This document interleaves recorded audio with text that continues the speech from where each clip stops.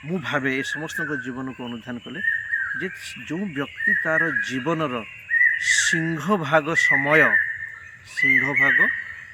ନିଜର ବ୍ୟକ୍ତିଗତ ସମୟ ସମାଜ ସେବାରେ ଲଗାଉଛି ତାକୁ ସମାଜ ସେବା କରିବ। ସମାଜସେବୀ ଧାରଣା ହେଇଛି ସମାଜସେବୀ ହେବ ମାନେ ତୁମ ପାଖରେ କିଛି ପଇସା ଥିବା ଦରକାର।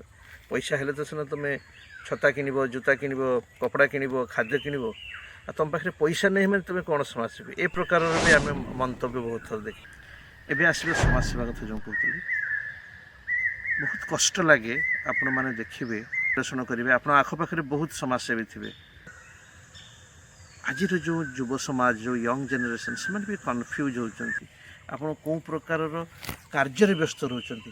ପ୍ରଥମେ କିଛି ଚିନ୍ତା ନ କରିକି ଆଗେ ପଇସା ରୋଜଗାର କରିଯାଅ। ସେ ରୋଜଗାର କଲାବେଳେ ତୁମେ ନୀତିରେ ଅଛ କି ଅନୀତିରେ ଅଛ କି ଦୁର୍ନୀତିରେ ଅଛ କିଛି ବିଚାର କରିବାର ନାହିଁ।